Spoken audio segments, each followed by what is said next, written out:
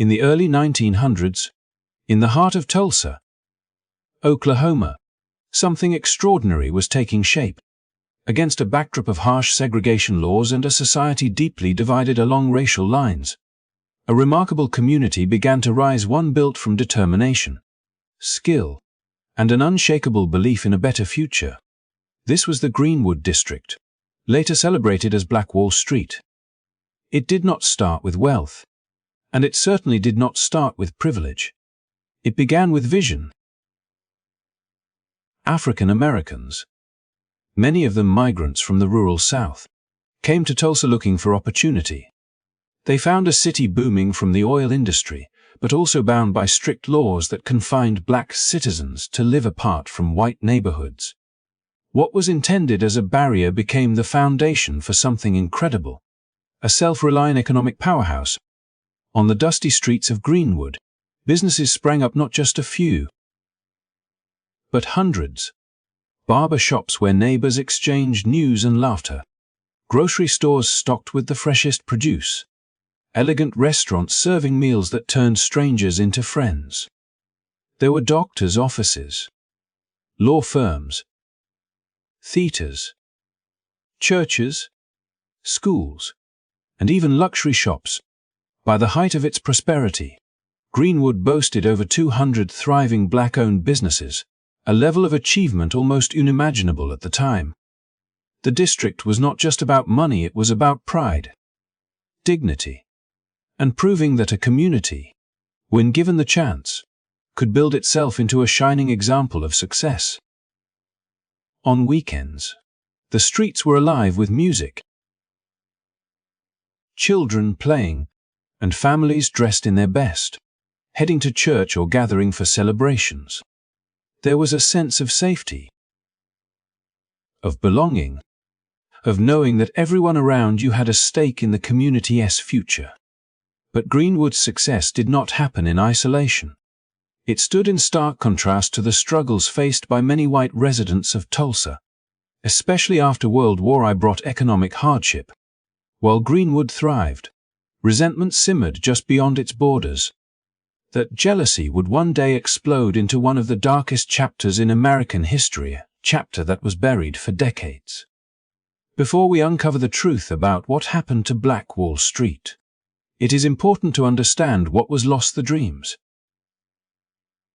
the livelihoods, the vibrant culture that made Greenwood not just a district, but a beacon of hope for Black Americans across the country. This is not just a story of destruction. It is a story of brilliance, of resilience, and of a community that refused to be defined by limits imposed on them. If you believe stories like this deserve to be told, stories of courage, determination, and the fight to overcome injustice, then help us share them with the world. Hit that like button, subscribe to our channel, and turn on notifications so you never miss a chapter of history that matters.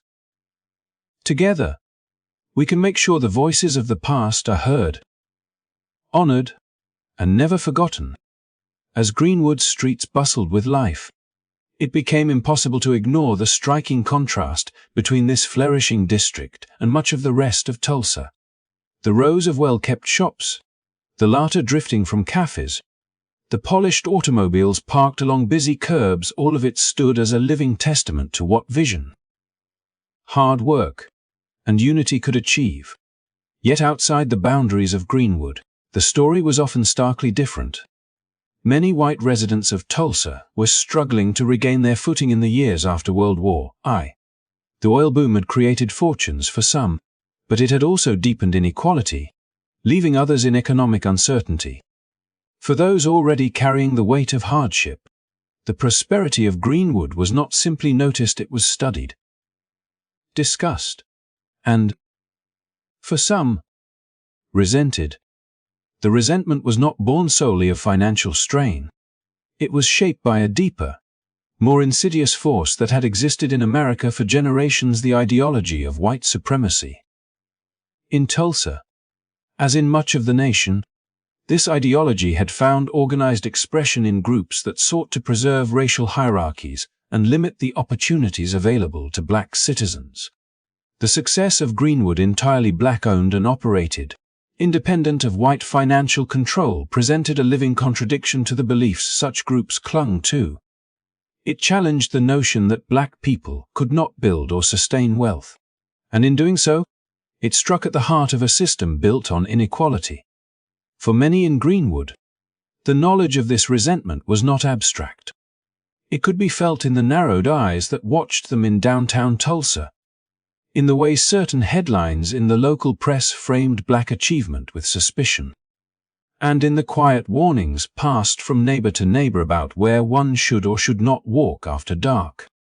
Yet life in Greenwood continued with a confidence born from decades of perseverance. There was a sense that their community's success was the best answer to prejudice, that each new business opening, each student graduating, each home purchased was a quiet act of defiance against the forces that wished to keep them down. Still, the undercurrent of tension was growing. In the years after the war, returning white soldiers faced limited jobs, rising prices, and an economy that could not meet everyone's needs. At the same time, many black veterans came home wearing their uniforms with pride, having served their country and expecting, perhaps for the first time, the respect such service should have earned them. Instead, they returned to a reality where their service changed nothing about the segregation laws or the deep racial divide.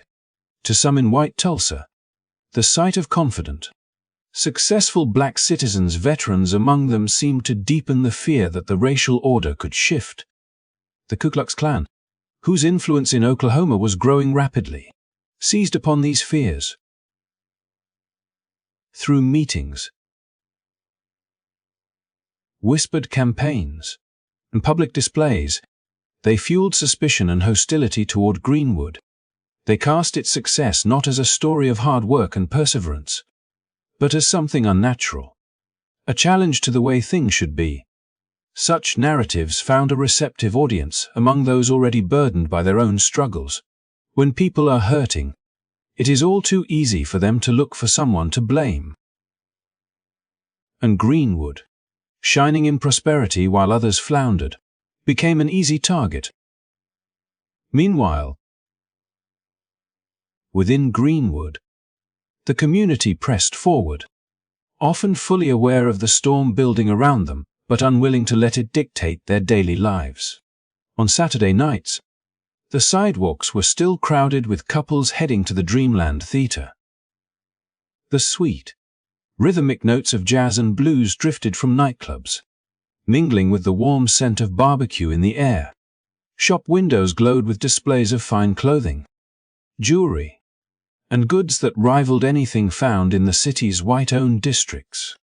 This was their sanctuary, a place where they could walk with dignity, spend their hard-earned money among their own, and see reflections of themselves in every layer of society, from the pulpit to the boardroom.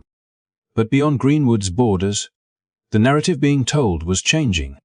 Stories began to circulate, often exaggerated or entirely unfounded, painting the district as arrogant, lawless, or a threat to the wider city. These were not accidental rumors. They were seeded, repeated, and allowed to grow until they became part of the common talk in certain circles.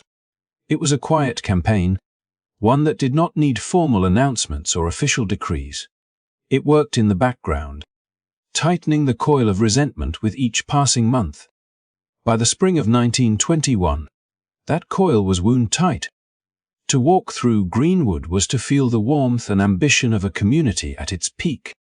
But to leave its borders was to sense an edge in the air, a watchfulness that suggested the smallest spark could ignite something terrible. In hindsight, it is clear that the massacre did not begin with a single moment in an elevator. It had been building for years, in the widening gap between Greenwood's triumphs and the frustrations of those who viewed those triumphs as an affront. The tragedy of what was to come lay not only in the destruction that would follow, but in the way it was prepared long before that night. Through economic jealousy, systemic prejudice, and the deliberate stoking of fear, the stage was set for violence. Greenwood's wealth and cultural vibrancy, the very qualities that should have been celebrated as part of Tulsa's success, were instead twisted into a justification for resentment. This undercurrent would soon rise to the surface, and when it did, it would sweep away not only buildings and livelihoods, but also an entire chapter of history that was almost erased from memory. The tension that had been simmering beneath the surface for months, even years, finally found its spark on a warm late spring day in 1921. The morning of May 30th began like so many others in Tulsa, the sun rising over a city divided not just by tracks and streets, but by invisible lines of race and opportunity. In Greenwood, shopkeepers were opening their doors, children were running errands, and the smell of breakfast drifted through open windows. There was no sign that anything unusual was about to happen. Yet by nightfall, a single, brief encounter in the cramped space of an elevator would become the match to ignite a fire that had been waiting for fuel. Dick Rowland, a 19-year-old black shoeshiner, had been working downtown as he often did, polishing shoes for white customers in one of the city's bustling businesses. He was known by those around him as polite, reserved, and focused on his work. That afternoon, he needed to use the restroom, a simple enough act. But in the strict codes of segregation, nothing was simple. The nearest facility available to him was located several floors up in the Drexel building, a structure that housed offices, shops, and, on the upper level, a segregated washroom designated for black employees and patrons. To reach it, Dick had to take the building's elevator. Sarah Page, a young white woman in her late teens, was operating the lift that day. The ride between floors lasted only moments, and no one knows exactly what happened during those seconds. Some say Dick may have tripped as he entered, accidentally brushing against her. Others believe the elevator jolted, causing him to steady himself on her arm. Whatever the case, when the doors opened again, Sarah cried out. A clerk from a nearby store came to her aid, and by the time the brief incident was over, whispers had already begun to circulate. In an era when racial boundaries were fiercely enforced, the mere suggestion of impropriety between a black man and a white woman could provoke outrage. Those whispers moved quickly. By late afternoon, the story had twisted in the telling, passed from one person to the next until it bore little resemblance to the truth. A harmless accident became an accusation, and an accusation became a rumor of assault. In downtown Tulsa, fueled by gossip and prejudice, that rumor gained weight with each retelling. By the time police were involved, the facts no longer mattered. The narrative had taken on a life of its own. Dick was arrested later that day, taken into custody not for a proven crime, but for the possibility of one in the minds of those who heard the story second or third hand. News of his arrest spread quickly, but it was the next morning's headline in the Tulsa Tribune that turned the situation from dangerous to explosive. The paper's front page carried a provocative article, its language framing Dick as a threat and suggesting that he had attacked Sarah. To make matters worse, reports suggest that the paper also ran an editorial now missing from archived editions that hinted at a lynching in a city already thick with racial resentment. This was more than enough to draw a crowd. That evening, as the sun began to set, white residents started to gather outside the courthouse where Dick was being held. Some came out of curiosity, others with a grim purpose. By nightfall, the crowd had swelled into the hundreds. Rumors swirled that the mob intended to take Dick from his cell and carry out their own form of justice. Inside Greenwood, word of the gathering spread, and memories of past lynchings in Oklahoma and beyond were fresh in the minds of its residents. They knew that once a mob formed, the chances of a fair trial or any trial at all were slim. It was then that a group of black men, many of them veterans who had served their country in World War I, decided to act. They armed themselves, not to start a fight, but to offer their protection, and marched to the courthouse to speak directly with the sheriff. Their intention was simple: to ensure Dick remained safe until he could face legal proceedings. The sheriff assured them he had the situation under control, and the men returned to Greenwood. But as the night deepened, the crowd outside the courthouse grew more restless, and the talk of seizing Dick became more insistent. A second group of armed black residents returned, determined to show they would not stand by if violence was carried out. This time, their presence was met with open hostility from members of the mob. Words were exchanged, tempers flared, and in the heat of the moment, a shot rang out. It remains unclear who fired first, but in an instant, the fragile thread holding back violence snapped.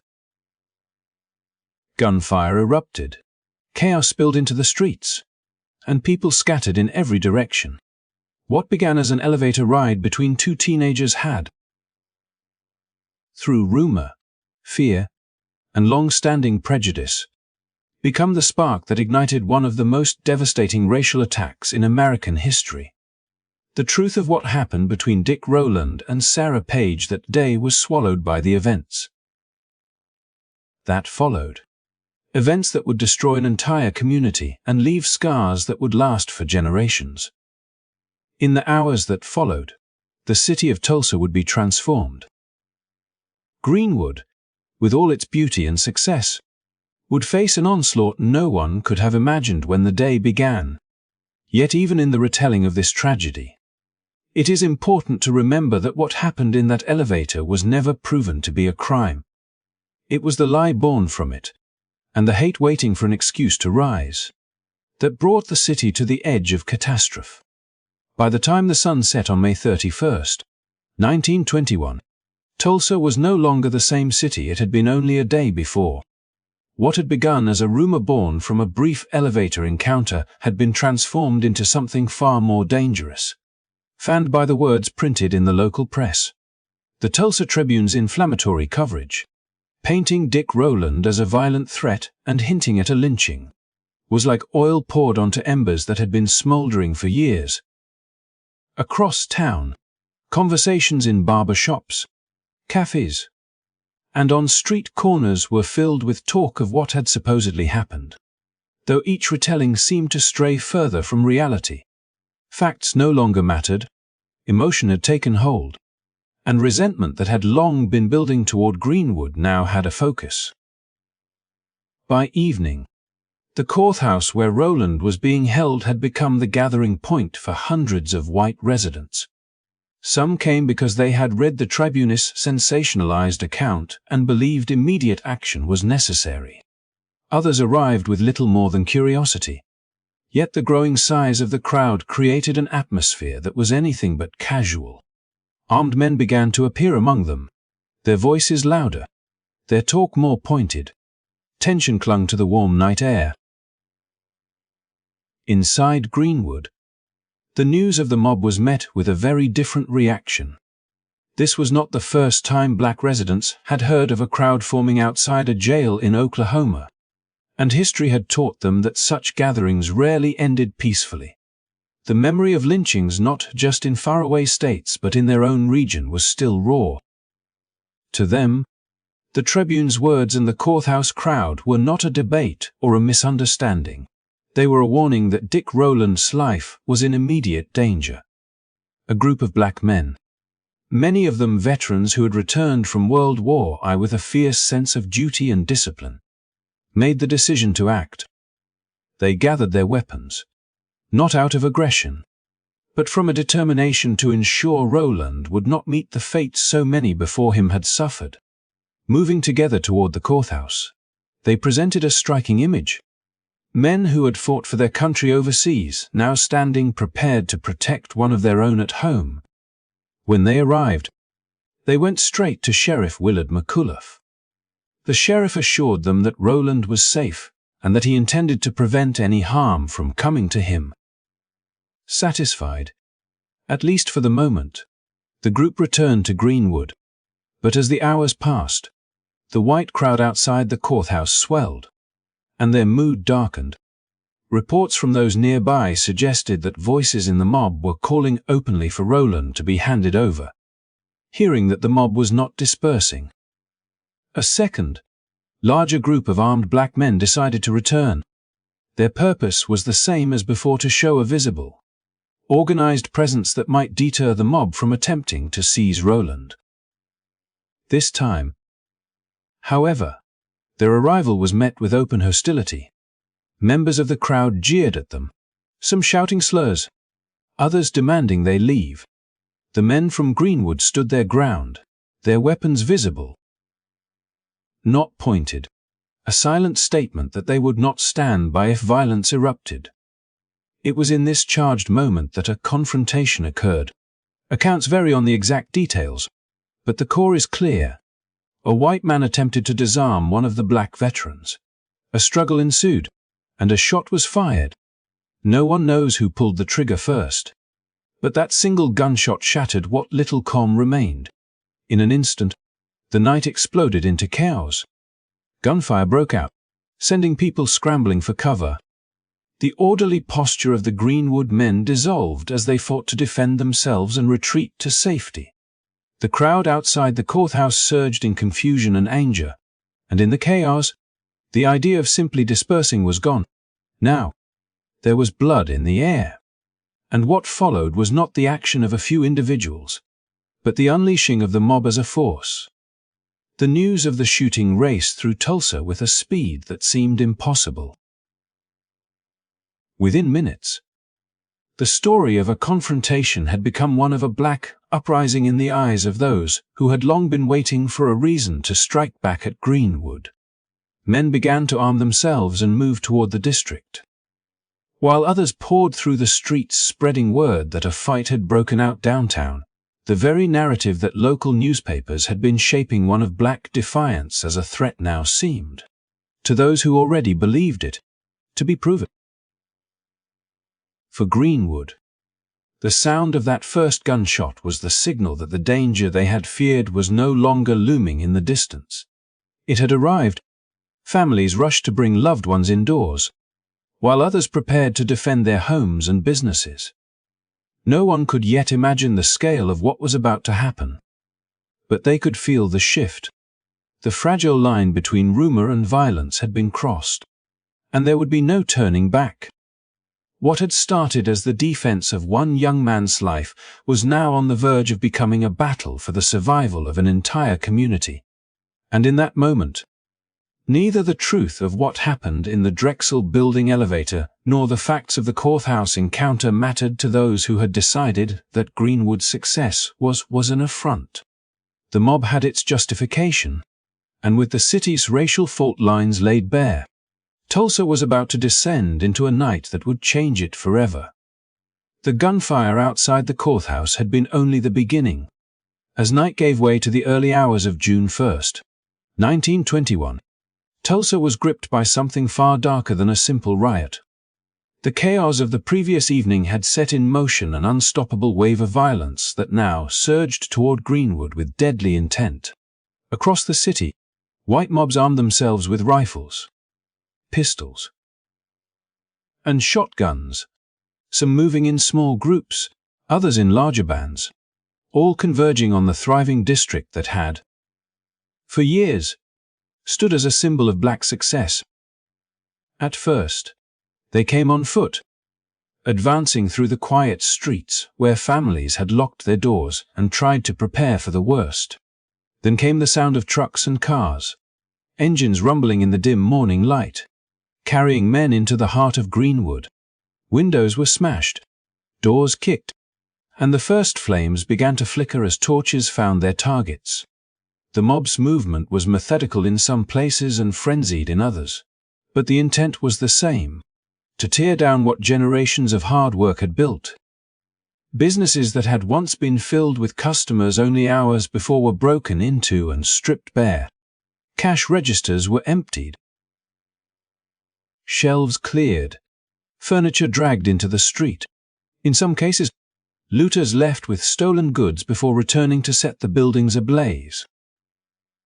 Restaurants, tailor shops, drugstores, and theaters, all once sources of pride and independence, now became fuel for the fires. The air began to thicken with smoke, acrid and stinging, curling above rooftops and drifting into the morning sky. Witnesses later described something almost unthinkable for the time: aircraft flying low over Greenwood. Some survivors recalled seeing objects dropped from above, and others believed they were incendiary devices meant to spread the destruction faster. Whether these drops were the work of private citizens or part of a larger plan, the result was the same: more buildings ignited, and the flames spread with terrifying speed. Greenwood, with its carefully laid brick streets and rows of thriving businesses, was being transformed into a war zone. The people of the district tried desperately to defend what was theirs. Some fought back from doorways and alleys, exchanging gunfire with the advancing mobs.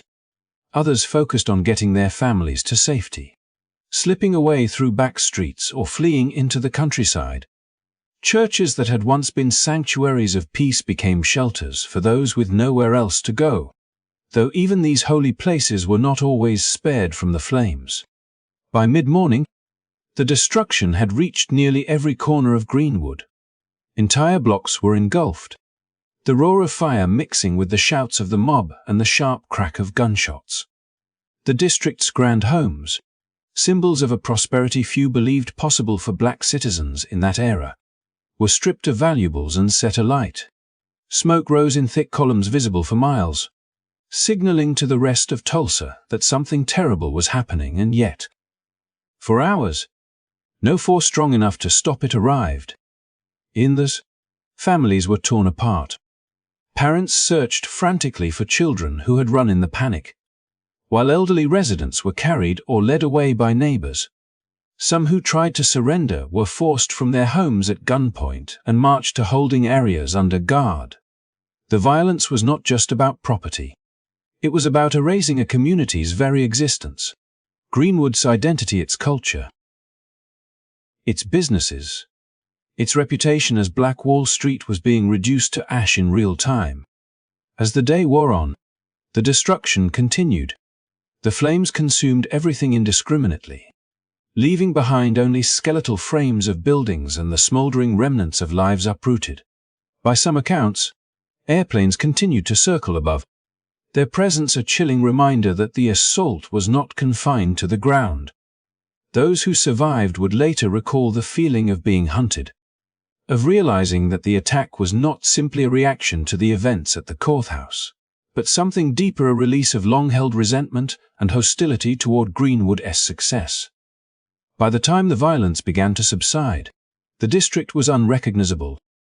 The once vibrant streets where shop signs had swung in the breeze and neighbors greeted each other with pride were now choked with rubble and ash. Hundreds of homes were gone, dozens of businesses erased, and thousands of residents left with nothing but the clothes they had worn while fleeing.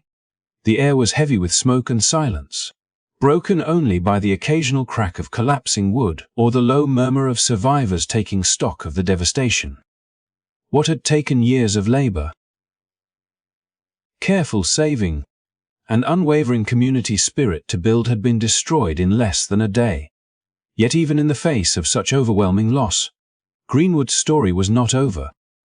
Those who survived would carry the memory of that day, not just as a record of what was taken from them, but as proof of what they had achieved and a reminder that their resilience would be tested, but not erased. As Greenwood burned, the people who had built it looked for anyone in a position of authority who might step in to stop the violence. For many, the natural hope was that the police or the National Guard would arrive to restore order, to shield the innocent, and to put an end to the chaos that had erupted in their streets. But as the sun climbed higher on June 1st, the reality became painfully clear. Help was not coming in the way they had imagined. In some places, police officers were seen standing alongside members of the white mob rather than confronting them. There were accounts of officers disarming black residents who were defending their homes while leaving white rioters free to carry weapons.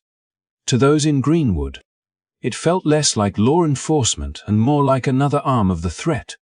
Instead of intervening to protect property or lives, some officers joined in the raids. moving through buildings as if they were part of an organized sweep. For those trying to defend their families, it was a devastating realization the very people sworn to uphold the law were, in some cases, helping to dismantle everything they had.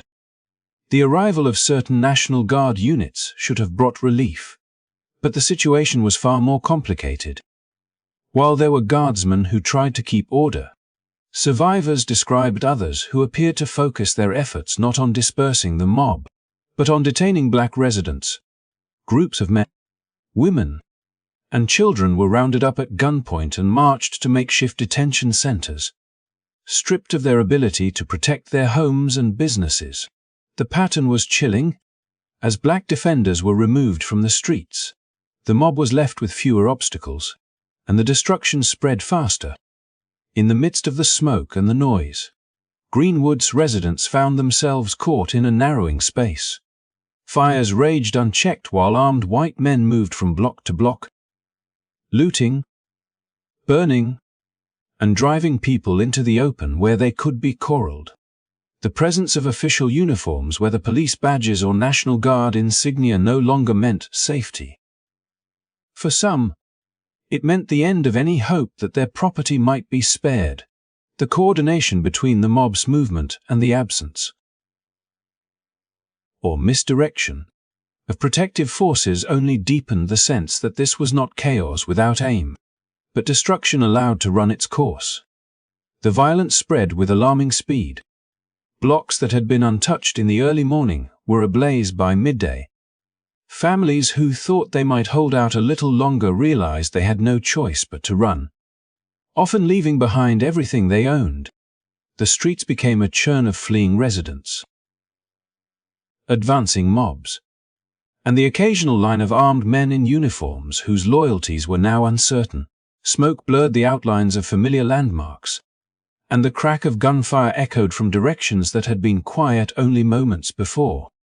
There were moments when small pockets of resistance tried to slow the advance, but without reinforcements and under the constant threat of both mob and official action, they were quickly overwhelmed.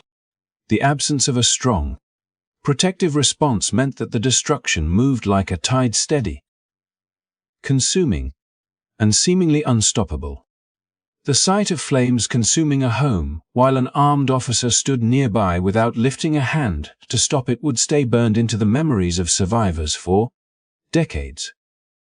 For the people of Greenwood, the betrayal cut as deeply as the physical loss.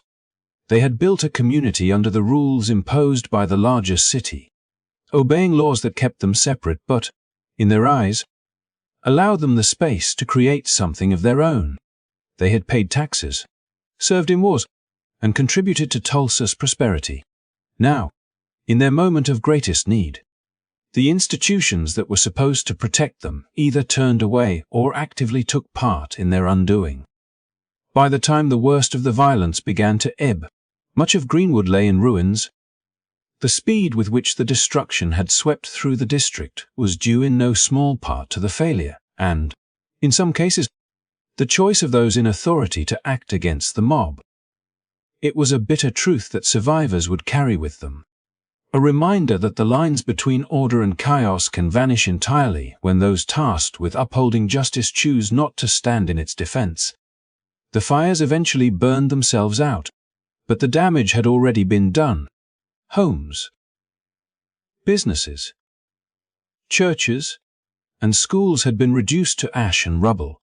Thousands were left homeless, and the heartbeat of what had once been a thriving district was silenced. Yet even as the smoke cleared, the deeper wound, the knowledge that Greenwood had been left to fend for itself against both mob and authority, would shape the community's memory of that day forever. The aftermath of the Tulsa Race Massacre revealed a scene of devastation that was almost beyond comprehension. As the fires finally died down and the smoke lifted from the skyline, what lay beneath was a city, or rather, a community shattered in ways that went far deeper than the physical destruction. Over 35 city blocks had been reduced to ashes. The streets that had once thrived with life and laughter now filled with rubble and silence. The scale of the damage was staggering. More than 1,200 homes burned to the ground, and countless businesses that had stood as pillars of black success and independence were wiped from existence in a matter of hours. While the official death toll was recorded at 36, survivors and historians alike have long disputed that number, suggesting that the true count of those who lost their lives was much higher, closer to 300. Though the exact figure may never be known, bodies were found in the streets, in basements, and some were buried hastily in mass graves, hidden beneath layers of dirt to erase the memory of the lives lost. The sheer number of victims, men, women, and children, is a grim reminder of the human cost of the violence that engulfed Greenwood. More than 6,000 black residents were detained in makeshift camps, forced from their homes and held under guard as their neighborhoods smoldered behind them. These internment sites were scattered around Tulsa, places where families were confined with little food, no comfort, and no clear idea of when they might return to the lives that had been so brutally disrupted.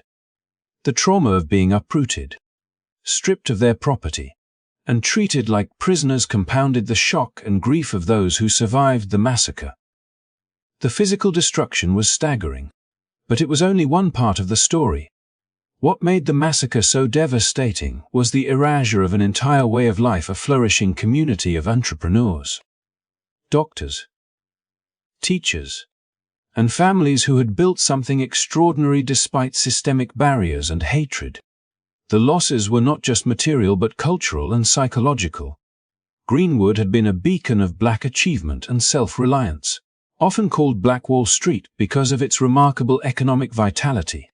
Now, it lay in ruins, its streets silent and its future uncertain. In the days and weeks that followed, the survivors faced a new battle, the fight to reclaim their lives and dignity in the face of overwhelming adversity. Insurance companies refused to pay claims, citing riot clauses that denied the black victims compensation for the destruction of their homes and businesses. The city government offered little support, and many local authorities framed the black community as the aggressors, blaming them for the violence that had been inflicted upon them. Arrests were rare, and justice was almost non-existent. Yet even in the face of such injustice, the people of Greenwood refused to disappear. They began the slow, painful process of rebuilding, returning to the ashes to salvage what they could and rebuild their homes and businesses.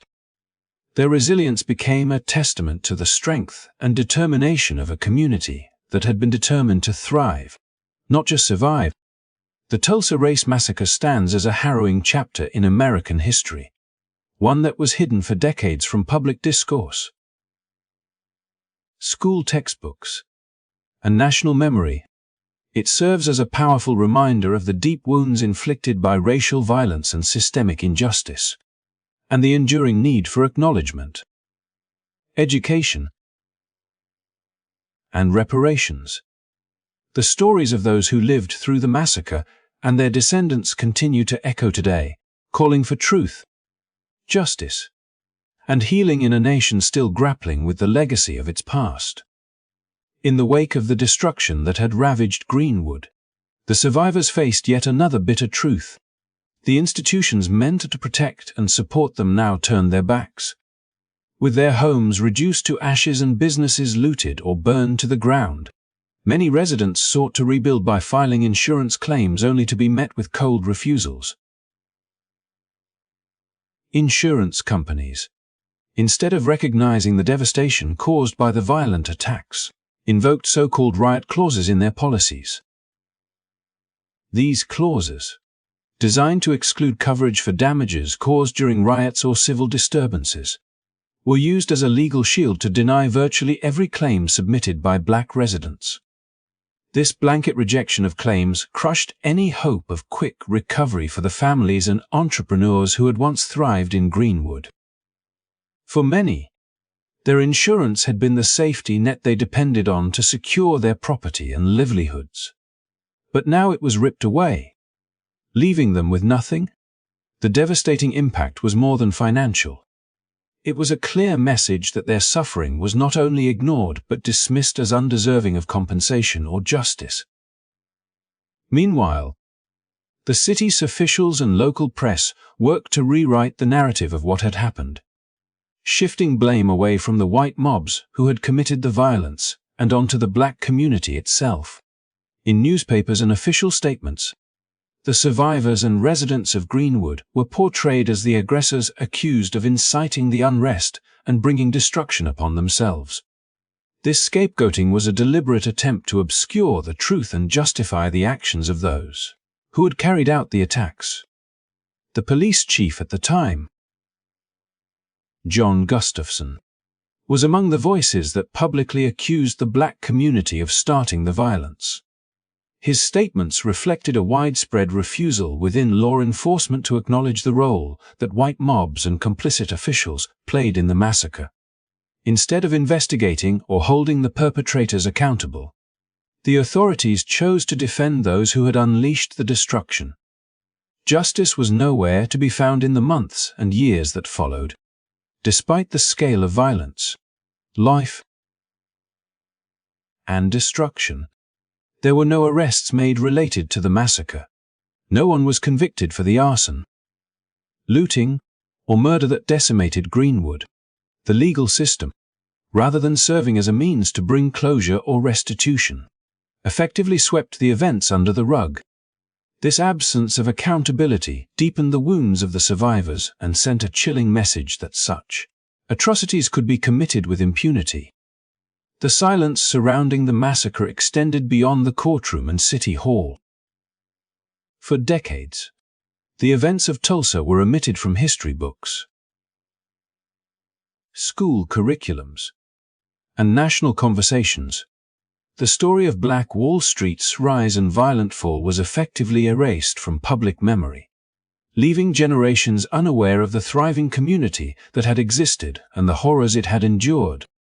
The lack of recognition compounded the trauma for survivors, many of whom carried their pain in silence, knowing their experiences were denied or forgotten by the society around them.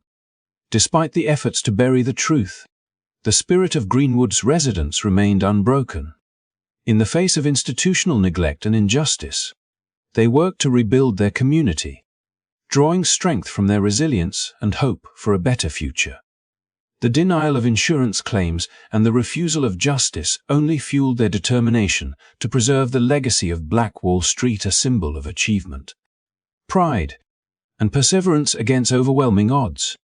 The Tulsa Race Massacre remains a stark reminder of how systemic racism and injustice can silence victims and protect perpetrators. It underscores the critical importance of acknowledging history honestly,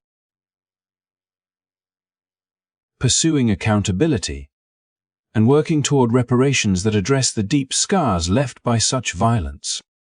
The stories of Greenwood's survivors and their descendants continue to inspire calls for truth and healing, ensuring that the lessons of Tulsa will not be forgotten again. For decades after the devastating events of 1921, the Tulsa Race Massacre remained a hidden wound in America's collective memory, a story carefully buried beneath layers of silence and neglect. It was a chapter so painful, so uncomfortable, that it was largely excluded from history books, school curriculums, and the national media spotlight.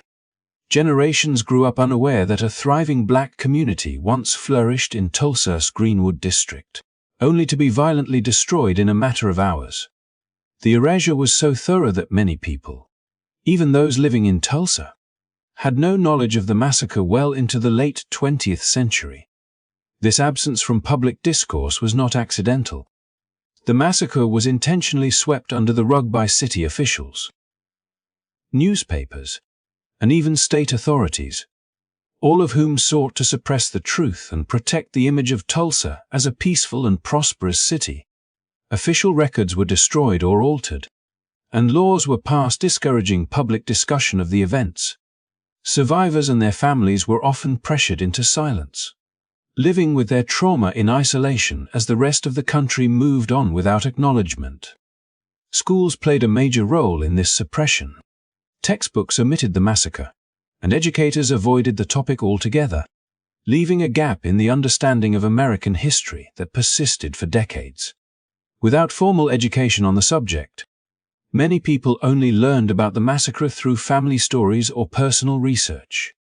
This lack of awareness perpetuated a cycle of ignorance that made it difficult for the truth to resurface. National media outlets, too, largely ignored the massacre. For much of the 20th century, when racial violence and injustice were often underreported or misrepresented, Tulsa's tragedy was lost among other stories. When it was mentioned, it was often minimized or distorted, reinforcing the narrative that blamed black residents or downplayed the scale of destruction and loss. The massacre's omission contributed to the broader problem of systemic racism, where the suffering of black communities was routinely marginalized or erased. Yet despite these efforts to silence the story, the memory of Greenwood's destruction persisted in the hearts and minds of survivors and their descendants. Quiet conversations passed from one generation to the next, keeping alive the legacy of a community that had been vibrant, prosperous, and full of promise. It was these personal histories that laid the groundwork for a gradual awakening, a push for recognition that gained momentum in the late 20th century. Starting in the 1990s, a growing number of historians, activists, and descendants of survivors began demanding that the truth be told and acknowledged. Their efforts led to official investigations, public hearings, and renewed media attention. These initiatives uncovered evidence of mass graves, verified eyewitness accounts, and challenged the long-held narratives that had obscured the massacre. The story of Black Wall Street's rise and fall was finally being brought into the light. The reopening of this painful chapter has sparked important conversations about racial injustice, historical memory, and the ongoing impact of systemic racism in America. It has also renewed calls for reparations and restorative justice, as descendants of Greenwood's victims seek to reclaim not just property or money, but recognition and dignity. The decades-long silence surrounding the Tulsa Race Massacre serves as a powerful reminder of how history can be shaped by those in power, often at the expense of truth and justice. But it also shows the resilience of those who refuse to let their stories be forgotten. Today, as more people learn about what happened in Greenwood, the massacre stands as both a cautionary tale and a call to action, urging society to confront its past honestly and to work toward a future where such atrocities never happen again. In the late 1990s, after decades of silence and denial, a significant shift began to take shape as the truth about the Tulsa Race Massacre slowly emerged from the shadows. For many years, the voices of survivors and descendants had been largely ignored, their stories dismissed or suppressed by official narratives that downplayed the scale of destruction and loss. But the growing movement to uncover what had really happened in Greenwood finally gained momentum, pushing the state of Oklahoma to take a closer and more honest look at the events of 1921. The formation of an official state commission marked a turning point in this long struggle for recognition and justice. Tasked with investigating the massacre in depth, the commission gathered testimonies from survivors, historians, and eyewitnesses, painstakingly piecing together accounts that had been scattered and silenced for generations. These testimonies revealed harrowing details of the violence, life, and the systematic destruction of a community that had been so much more than just a neighborhood. It was a symbol of Black prosperity and resilience.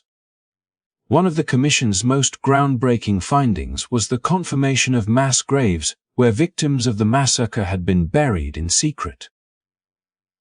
These graves, long rumored but never officially acknowledged, were a stark reminder of the brutality that had been inflicted and the attempts to erase evidence of the crime. Survivor testimonies provided vivid and painful descriptions of the chaos, the deaths, and the hurried burials that followed, underscoring the human cost behind the statistics and official reports. The Commission also exposed the gross underreporting of deaths by city officials at the time. While the official death toll was recorded at 36, the Commission's investigation suggested that the number was likely much higher. with estimates reaching around 300 victims. This discrepancy highlighted how the violence was minimized in public records, as part of a broader effort to obscure the massacre's true impact and avoid accountability. These revelations helped to challenge decades of misinformation and silence, bringing new clarity to a dark chapter that had long been shrouded in denial. They also provided validation for the survivors and descendants who had fought to keep the memory of Greenwood alive despite the immense pressure to forget. For many, the Commission's work was more than just a historical investigation. It was a form of justice, an acknowledgement that the suffering and loss could no longer be ignored or dismissed. The findings sparked renewed discussions about reparations, racial justice, and the importance of preserving historical memory. They also highlighted the continuing legacy of systemic racism and the ways in which past injustices continue to affect Black communities today. The official acknowledgement of mass graves and the true scale of the massacre became a crucial part of the broader conversation about how America confronts and heals from its history of racial violence. As the Commission's report made headlines, it served as a catalyst for increased awareness and education about the Tulsa Race Massacre. Museums, memorials, and educational programs began to emerge, ensuring that future generations would learn about Greenwood's history not just as a tale of tragedy, but also as a story of resilience and hope. The Commission's work also inspired other communities across the country to investigate similar histories of racial violence that had been suppressed or forgotten. Ultimately, the late 1990s State Commission was a critical step toward reclaiming the narrative of Greenwood and honoring those who suffered. It underscored the power of truth in healing wounds that had been hidden for too long and demonstrated the importance of confronting uncomfortable histories to build a more just and equitable future. Through their efforts, the survivors, descendants, and advocates have ensured that the Tulsa Race Massacre will no longer be a forgotten tragedy, but a lasting reminder of the need for justice, recognition, and reconciliation. In recent years, the haunting echoes of the Tulsa Race Massacre have begun to surface not just through stories and documents, but through the earth itself. Between 2020 and 2021, a team of archaeologists and forensic scientists embarked on a groundbreaking mission to uncover the physical remnants of a tragedy that had long been denied and concealed. Using modern technology, including ground-penetrating radar, they set out to locate the mass graves rumored to hold the remains of victims who were hastily buried after the violence consumed the Greenwood District nearly a century earlier. The discovery of these graves was more than just an archaeological achievement. It was a powerful confirmation of survivor testimonies and the official findings of previous investigations. For decades, stories about the existence of mass burial sites had circulated among descendants and historians, but tangible evidence had remained elusive. The uncovering of these graves offered a solemn, undeniable proof of the atrocity, giving form to the collective memory and validating the experiences that had been marginalized for so long. The process was both meticulous and emotionally charged. Archaeologists carefully mapped the sites, working alongside historians and community members to ensure that the investigation honored the dignity of those who had suffered. Each grave unearthed was a silent witness to the violence that had shattered a community's dreams and futures. The technology allowed researchers to detect disturbances beneath the surface areas where the earth had been disturbed in the chaos of the massacre, places where lives were ended abruptly and buried in secrecy. This physical evidence brought a new dimension to the conversation about Tulsa's darkest day. It transformed abstract numbers and distant stories into a reality that could be seen, measured, and acknowledged. The graves served as a poignant reminder of the human lives behind the history, a somber testament to the individuals, families, and generations forever marked by the massacre's brutality. Moreover, The uncovering of these burial sites has rekindled calls for justice and reparations. The discoveries made clear that the massacre was not just a historical event to be studied in textbooks, but a wound that still demands healing and acknowledgement. For descendants of Greenwood's victims, the graves represent a powerful connection to their ancestors and a call to confront the lasting impacts of racial violence. The excavation also drew national and international attention, sparking broader discussions about how societies remember and reckon with painful pasts. It highlighted the importance of using modern science and technology to uncover hidden truths and brought renewed urgency to efforts to educate the public about systemic racism and its consequences. As the graves were carefully documented and preserved, efforts to create memorials and educational centers intensified, ensuring that the lessons of the Tulsa Race Massacre would be accessible and meaningful for future generations. The discoveries have given a tangible face to the struggle for recognition and justice, reminding the world that history's darkest chapters cannot be buried forever.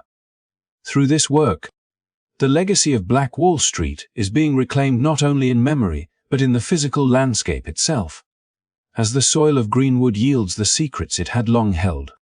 The uncovering of these graves marks a crucial moment in the ongoing journey toward truth, healing, and reconciliation, a testament to resilience in the face of erasure, and a beacon of hope for a future where such tragedies are never forgotten or repeated. As the story of the Tulsa Race Massacre continues to unfold, it is clear that its legacy extends far beyond the tragic events of 1921. Today, the descendants of those who lived through the massacre carry the weight of history on their shoulders, demanding justice in the form of reparations and recognition for the immense losses their families endured. These calls are not simply about monetary compensation, but about acknowledging a profound injustice that shattered lives, stole wealth, and attempted to erase a thriving community from the map. Reparations represent a crucial step toward healing, a way to restore dignity, provide opportunities, and address the generational impact of systemic racism that still echoes in communities across America. The massacre stands as a powerful symbol of racial violence, a dark chapter that exposes how fear, envy, and hatred can lead to unspeakable cruelty. Yet, amid this darkness, it also shines as a testament to Black resilience, the unbreakable spirit of a community that refused to be silenced or destroyed. The survivors and their descendants have continuously fought to reclaim their history, share their stories, and demand that the truth be told. Their perseverance reminds us that even in the face of overwhelming adversity, hope and strength endure. This history is more than a lesson from the past. It is a call to action for all of us. It challenges us to confront systemic inequalities and to work toward a society where justice, equality, and respect are realities for everyone. By remembering and honoring Greenwood's story, we take a step toward understanding the deep roots of racial injustice and toward building a future where such tragedies are never repeated. Thank you for taking the time to learn about this important and often overlooked part of history. If you found this story meaningful, please consider liking the video and subscribing to the channel to support more content that sheds light on untold stories and promotes awareness. Your engagement helps keep these vital conversations alive. Wishing you all a peaceful night and restful sleep. Good night.